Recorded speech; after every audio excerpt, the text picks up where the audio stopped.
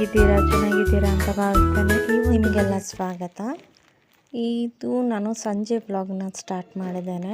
ಸಂಜೆ ಸ್ನ್ಯಾಕ್ಸಿಗೆ ಅಂತ ಹೇಳ್ಬಿಟ್ಟು ನೂಡಲ್ಸ್ ತಗೊಂಬಂದು ಈ ಥರ ನೋಡಿ ಡಿಫ್ರೆಂಟಾಗಿರುತ್ತೆ ನೂಡಲ್ಸು. ಇದು ಗೋಧಿ ಹಿಟ್ಟಿಂದಲ್ಲ, ಮೈದಾ ಹಿಟ್ಟಿನ ನೂಡಲ್ಸು. ನೋಡಿ ಈ ಥರ ಸ್ಟಿಕ್ಕನ್ನು ಹಾಕ್ಬಿಟ್ಟು ಕುದಿಯೋ ನೀರಿಗೆ ಕುದಿಸ್ಬಿಟ್ರೆ ರೆಡಿ ಆಗಿಬಿಡುತ್ತೆ ನೂಡಲ್ಸು. ತುಂಬಾ ಈಸಿ ಮೆಥಡಲ್ಲಿ ಮಾಡ್ಬೋದು ಇದು ನೂಡಲ್ಸ್ ಆಗಿದೆ. ನಾನು ವೆಜಿಟೇಬಲ್ಸ್ ಎಲ್ಲ ಒಂದು ಕಡೆ ಹೆಚ್ಚಿಟ್ಕೊಂಡಿದ್ದೀನಿ. ಹಾಗೆ ನೂಡಲ್ಸ್ ಕುದಿಲಿಕ್ಕೆ ಕೂಡ ಒಂದು ಪಾತ್ರೆಯಲ್ಲಿ ಹಾಕಿಟ್ಕೊಂಡಿದ್ದೀನಿ. ಒಂದು 5 ಮಿನಿಟ್ಸಲ್ಲಿ ಆಗಿಬಿಡುತ್ತೆ.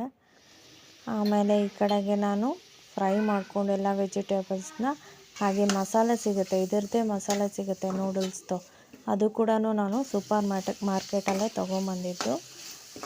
ಅಲ್ಲಿಂದ ತೊಗೊಂಬಂದು ನಾನು ಮಾಡ್ತಾಯಿದ್ದೀನಿ. ತುಂಬ ಚೆನ್ನಾಗಿತ್ತು. ಅಂದರೆ ಸ್ಪೈಸಿ ಅಷ್ಟೇನು ಇರಲಿಲ್ಲ, ನಾನೇನು ಸ್ಪೈಸಿ ಹಾಕೇ ಇಲ್ಲ. ತುಂಬ ಲಿಮಿಟಾಗಿರುವಂತಹ ಮಸಾಲೆನೇ ಹಾಕಿದ್ದು. ಮಕ್ಕಳು ತಿಂತಾರಲ್ಲ, ಹಾಗಾಗಿ ತುಂಬ ಚೆನ್ನಾಗಾಗಿತ್ತು ಮಾತ್ರ.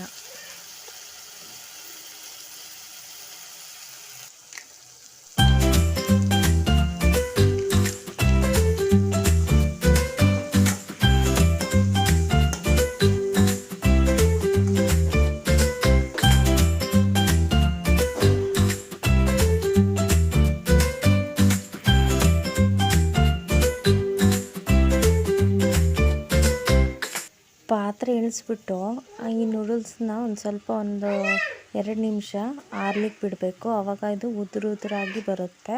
ನಾವು ಬಿಸಿದೇ ಹಾಕ್ಬಿಟ್ರೆ ಅದು ಕಟ್ಟಾಗೋ ಚಾನ್ಸಸ್ ಜಾಸ್ತಿ ಇರುತ್ತೆ. 2 ನಿಮಿಷ ನಾವು ಆರ್ಲಿಕ್ಕೆ ಬಿಟ್ಟು ಆ ನಂತರ ನಾವು ಮಸಾಲೆಗೆ ಮಿಕ್ಸ್ ಮಾಡ್ಲಿಕ್ಕೆ ಪ್ರಯತ್ನ ಮಾಡಿದ್ರೆ ಅದೆಲ್ಲ ಉದುರಾಗಿ ಚೆನ್ನಾಗಿ ಟೇಸ್ಟಿಯಾಗಿ ಬರುತ್ತೆ. ನೋಡಿ ಎಷ್ಟು ಉದುರಾಗಿ ಟೇಸ್ಟಿಯಾಗಿ, ನೋಡಲಿಕ್ಕೂ ತುಂಬಾ ಚೆನ್ನಾಗಿದೆ, ಕಲರ್ಫುಲ್ ಆಗಿದೆ ಮತ್ತು ಟೇಸ್ಟ್ ಕೂಡ ಚೆನ್ನಾಗಿತ್ತು. ಒಳ್ಳೆ ಸೂಪರ್ ಕಾಂಬಿನೇಷನ್. ಒಳ್ಳೆ ಸಾಸ್ ಹಾಕ್ಕೊಂಡು ತಿಂದರೆ ಅಂತೂ ಬಾಯಲ್ಲೆಲ್ಲ ನೀರು ಬಂದ್ಬಿಡುತ್ತೆ.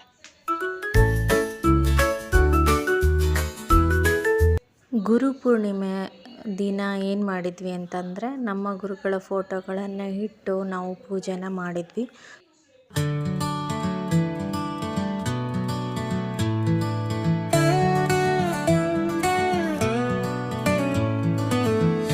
Little hands that tug my sleeve, big dreams they'll weave, I believe.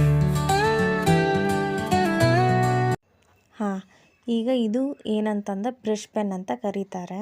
ನನ್ನ ಮಗನಿಗೆ ಪ್ರಾಜೆಕ್ಟ್ ವರ್ಕ್ ಮಾಡಬೇಕಾಗಿತ್ತು, ಹಾಗಾಗಿ ಬ್ರಷ್ ಪೆನ್ನಲ್ಲಿ ಮಾಡೋಣ ಅಂತ ಹೇಳ್ಬಿಟ್ಟು ನಾನು ತೊಗೊಂಡಿದ್ದೀನಿ. ನೀವು ಯಾರಾದರೂ ಪ್ರಾಜೆಕ್ಟ್ ವರ್ಕು ಅಥವಾ ಅಸೈನ್ಮೆಂಟ್ಸು ಅಥವಾ ನಿಮ್ಮ ಮಕ್ಕಳಿಗೆ ಏನಾದರೂ ಚಾರ್ಟ್ ಮಾಡಬೇಕು ಅಂತಿದ್ದಾಗ ಈ ಒಂದು ಬ್ರಷ್ ಪೆನ್ನನ್ನು ಅಂಗಡಿಯಲ್ಲಿ ಸಿಗುತ್ತೆ ಸ್ಟೇಷ್ನರಿಯಲ್ಲಿ, ಅದನ್ನು ತೊಗೊಂಡು ಬಂದು ಮಾಡಿ. ತುಂಬ ಈಸಿ ಆಗುತ್ತೆ. ನೀವು ಪೇಂಟ್ ಬ್ರಷ್ ಹಿಡ್ಕೊಂಡು ಮಾಡೋದು ರಗಳೆನೇ ಬೇಡ, ತುಂಬ ಈಸಿಯಾಗಿ ಮಾಡಬಹುದು.